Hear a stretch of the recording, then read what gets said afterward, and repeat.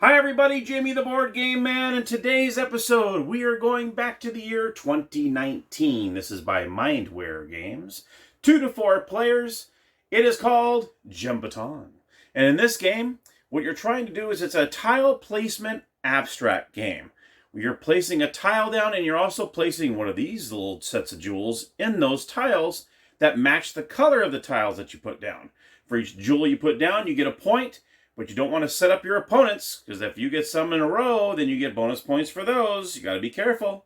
Let's head on over to the gamers table, where I'm going to show you how to play Gembaton.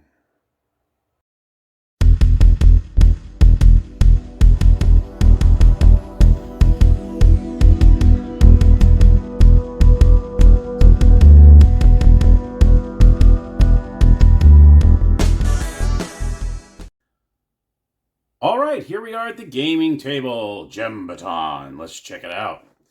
All right, so you see in the game, there's not much to the components. You will have 60 tiles and 60 gems. As you can see, there's different colors on these gems, and I'll go over what these do in just one moment. And then you have the instruction booklet that tells you all how to play the game. So, like I said, you're going to have 60 tiles and 60 of these gems. Each player is going to start off with 4 tiles. You can see the tiles have these little edges on them that have different colors. And yes, you guessed right, these gems would have to match that color on this side. And whenever you match the tile on the other side, like for instance this, you would have a blue and a yellow. Just so happens I have this in my hand. You would actually put the gem right in there, and you can see it would be blue on one side, yellow on that side, and you would get a point for doing that. That's pretty much how the game will work.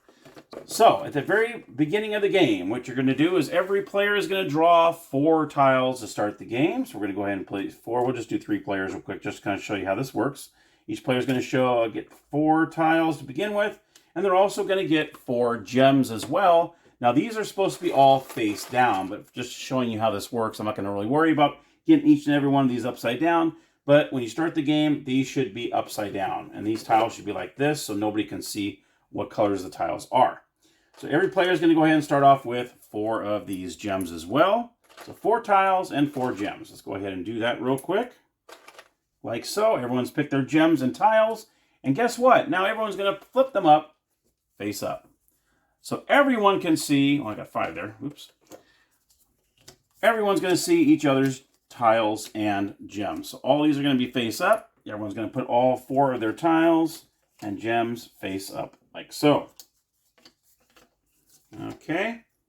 And this is when the strategy comes involved, which I'll go over in just a second here. So there you have it. And then what you're going to do is after everyone has gotten their 4 tiles and their 4 gems, you're going to go ahead and place the first tile here and place it on the board in the middle.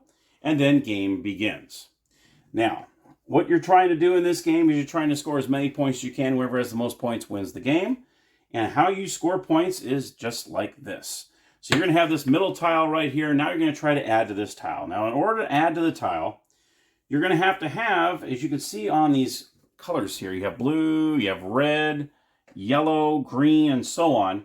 What you're trying to do is you're trying to get one of your tiles to match 2 of the colors that you have a gem for. So for instance here, I'm going to look and say, okay, I'm going to go ahead and do this. All right. So I placed these 2 together. Now, since I created I believe these are called pods, I believe. Once you create a pod, then what you do is you're going to take that gem and you're going to place it with the colors that it corresponds with. You have a red and a green here. There you go. So you got a red and a green. You get 1 point for placing that gem. Now, your next turn, you can go ahead and keep going if you have any other gems that might contribute to this. Let's just say I have one here. I'm going to go ahead and place this here. Let's go ahead and put this down farther. That way we don't run into it. So now I placed this tile here. Now I've got a blue and yellow that I can go ahead and place, which I have right here. So I'm going to go ahead and place this blue and yellow right there.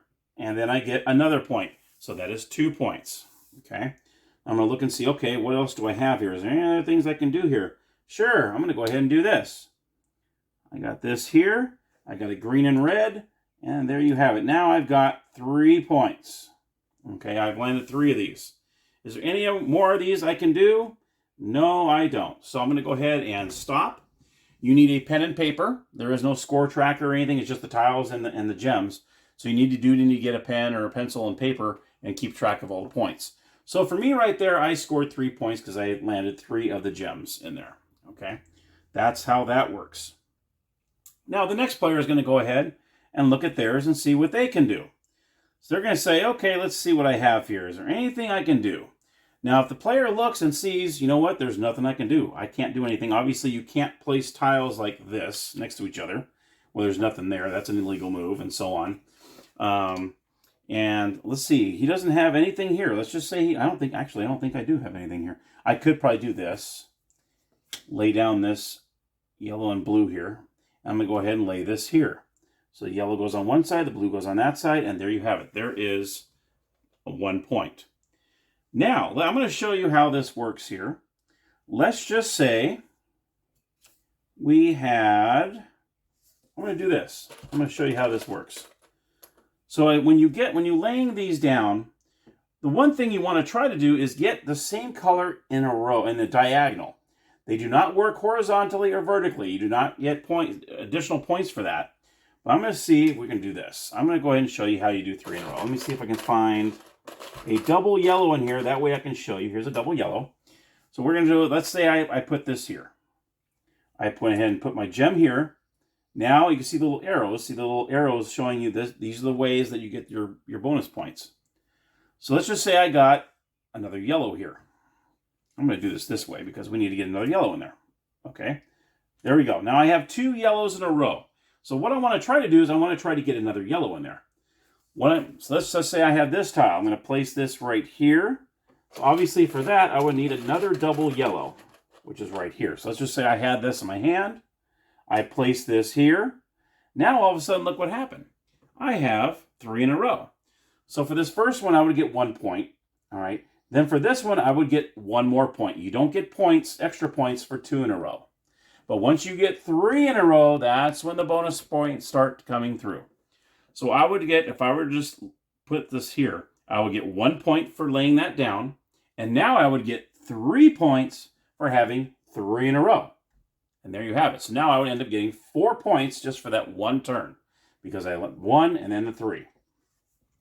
Now sometimes you want to be careful because sometimes if you leave it open, say this was open, and there was another yellow over here, that next player can go, oh, check this out. And they can, maybe place another yellow there. They would get 1 point for that, and then they would get 4 more points. So you got to be very careful when it comes to trying to, you don't want to set your opponent up for another extra, couple points there. So you got to be, so that's why with this one, I kind of wanted to close that off. That way no one else can add on to that, and I solidify those 4 points there. So that's what that happens there. Now I know you're dying to ask, you know what, Jamie, the name of the game is Gembaton. Well, what does that mean? Well, I'm glad you asked. A Gembaton happens when you have, let's say at the beginning of your turn, you have your 4 tiles. Because when your next turn comes up, you're going to draw the amount of tiles to bring you back up to 4. Same with the gems. If you are able to put all 4 of your gems on one turn, and that's just saying, let's just say I had a couple out here like so. Let's see. I guess I don't really have to do that. All you really have to do is when you place all 4 of these gems in spots, you're good to go. That would be called a Gembaton. So if you're able to go ahead and place all 4 of your gems out there in one turn, one at a time, you're placing gems out there. It might not even be one that you placed out there. This might be one where you just kind of, this person left it open like this, and you're able to go, oh, well, look at that. Okay, cool. That's one of them there. And let's just say you just kept going. Okay, let's just say you went, okay, I'm going to add this here. Oh, I got a blue and a green. Okay, I'm going to go ahead and put this here. And then let's just say you had another one where you were able to go, oh, okay, well, I'm going to place this here. But now I can't do that because that's an illegal move. I can't use it that way. But let's just say I can't use that one. I kind of might be able to do something like this. And say I had the green-blue. I did this, and say I had a green-blue like this one here. Then I landed this third one. And let's just say that my final one, let's see, I want to go, you know what, I'm going to go ahead and do this right here. That's my final one. And let's just say this was my 4th and final one here. And I did that. I would have got 1 point for every one of them I landed in there. And I would get a bonus of 4 points for getting a Gembaton. I was able to use all 4 of the gems that I had in front of me in the game on that one turn. And that is a Gembaton. That's when you get 4 bonus points. Not only for the points that you place yours on here, but then you also get a 4 bonus points. So in this game, 4 bonus points is pretty huge. Okay? And that's pretty much how you play the game. You're going to continually placing tiles on here. And obviously, you got to remember, when you place a tile, you must be able to place one of your gems. You can't just place one there and go, okay, my turn's done. No, you have to be able to place a gem somewhere after you land. And if you don't, let's just say you have 4 tiles and you don't have any moves. You're looking, I go, I don't have any moves here. I have my gems over here. Obviously, I have 4 gems on my turn. And I'm looking, I'm going, shoot, I don't have any moves whatsoever. What you can do is you can trade in any amount of these tiles, any amount of your gems. Let's just say I'm like, you know what, I don't want these 2. These 2 are just no good. You can place them in the back, like so, and you'd grab 2 more tiles to bring yourself back up to 4 tiles. Same with the gems. Let's say I don't want these 2. Okay, and of course these are upside down, but you can grab 2 more like so, and then that would be your turns. Now you have new tiles, you have new gems, and then you move on to the next player if you don't have any moves. Okay, and that's pretty much how the scoring goes, and that's how now the winning is now how the end of the game goes like this.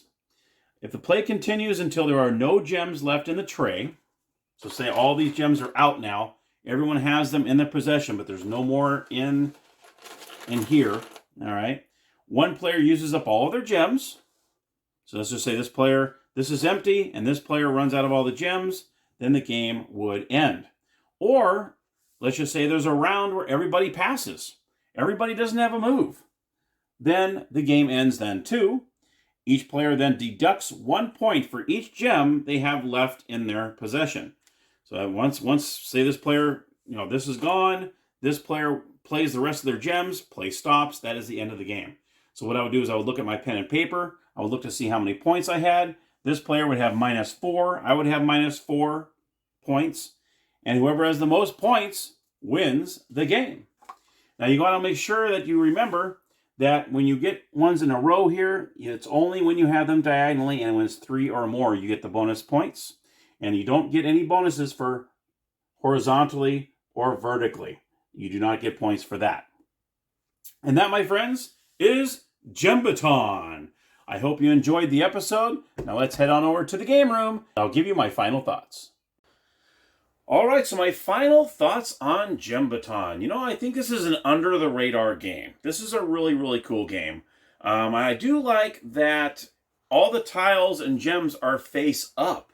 So you can actually, everyone can see yours, and you can see all your opponents, what kind of tiles they have, what kind of gems they have. That way you're not trying to set it up where, like I said in the tutorial, if you do 3 or more, then you get 1 point for each one that you land. Well, if you put a 3rd one down, you really don't want to try to set them up to put a 4th one down, because then he gets the 1 point for setting it down. Then he gets the 4 points for having the 4 in a row. So you got to be really careful and trying to really kind of look around going, okay, that person has blue, that person has red. Okay, if I set that there, but then he can add on. Maybe I don't want to do that yet. So that's pretty cool. And I like that if you use all 4 of your gems that you have in your hand, not the tiles per se, but the gems, then you get a Gembaton, which means you get 4 bonus points. And in this game, that can be pretty huge. So I like this game. This is a really cool, fascinating little game that I like it. I like that if you don't have any moves, or maybe there's a couple that you're just, these tiles are dead to me, there's nothing I can do with these, you can turn them back in on your turn. You can turn them back in, drop to how many you discarded, and there you go, and that's your turn. So I highly recommend this game if you could find it. I want to give this a thumbs up on the thumbs meter, because I don't know how many people have actually heard of this game. When I saw this at the store, I had never heard of it. Now, I did buy this used. It was $8. That's how much I found it at good old McKay's down the street there. I have actually run out of credits, so I actually bought this game, but it was $8, and I think it's totally, totally worth it. It looks cool when you have it on the table. People would walk by going, what the heck is this thing? So check this game out, Gembaton by Mindware. Like I said, it's a 2 to 4 player, ages 8 and up. So go ahead and check it out if you find it. And thank you so much for watching. I appreciate it. Let me know if you've played this game, or if you've never heard of this game and are interested in getting it. I always love watching those comments down below, and I always respond to them when I can. So thank you so much. If you're not a subscriber, subscribe today. I'd love to have your subscription. And until next time, everybody, thank you again for watching. And as always, happy gaming!